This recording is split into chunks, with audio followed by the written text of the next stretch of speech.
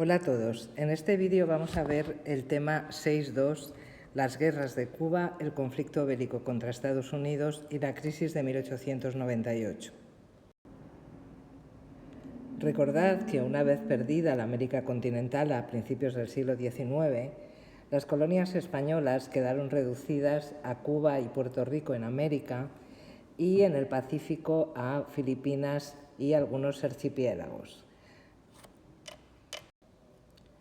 En Cuba, la insurrección empieza con el grito de Yara, «Viva Cuba libre», en el año 1868, y así empieza lo que se llamó la Guerra Larga.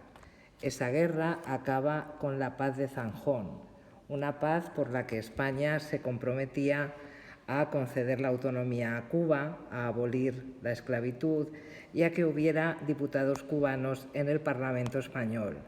No obstante, a la mayoría de los políticos españoles no les gustaba nada la idea de conceder la autonomía a Cuba. El incumplimiento de la Paz de Zanjón por parte de España provoca una nueva insurrección en Cuba en el año 1895 con el grito de Baire. Este levantamiento consigue madurar gracias al desarrollo del movimiento independentista cubano y al apoyo de Estados Unidos. Ante la superioridad del ejército español, los cubanos utilizan una táctica de guerrillas. Esa guerra va pasando por distintos vaivenes según el gobierno de turno que haya en España. Al morir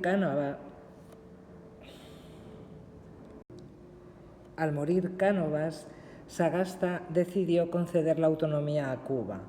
Sin embargo, los españoles residentes en la isla se opusieron a esta medida. En 1898, Estados Unidos decide intervenir directamente en Cuba. Lo que hicieron fue enviar un barco, el acorazado Maine, para, según ellos, proteger los intereses de los residentes americanos en la isla. El barco explota en el puerto de La Habana, aquí tenéis la foto, ese barco hundiéndose, y Estados Unidos culpa de este hundimiento a España. De hecho, en Estados Unidos se desató una durísima campaña en los medios de comunicación pidiendo la guerra contra España. Estados Unidos intenta comprar Cuba a España, que no vende, y finalmente se inicia la guerra. Esa guerra fue un auténtico paseo militar para Estados Unidos, que conquista Cuba, Puerto Rico y Filipinas. La guerra acaba con la firma de la Paz de París en diciembre de 1898.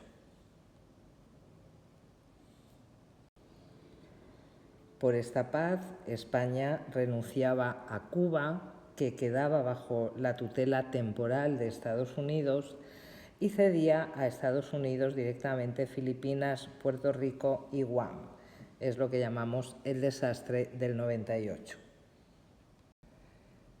Las consecuencias de la pérdida de las colonias fueron las siguientes. Consecuencias económicas. España pierde los ingresos de las colonias y pierde unos mercados cautivos, pero también es cierto que la repatriación de capitales a España hará posible el desarrollo de la banca. Desde el punto de vista demográfico, mueren unas 50.000 personas, la mayoría de ellas pertenecientes a las clases pobres. Desde el punto de vista político, se produce el desprestigio de los dos partidos del turno.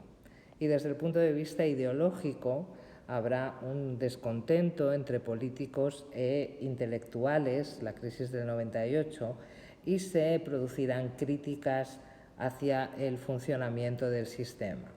Esas críticas vienen fundamentalmente de la generación del 98 y de los regeneracionistas liderados por Joaquín Costa.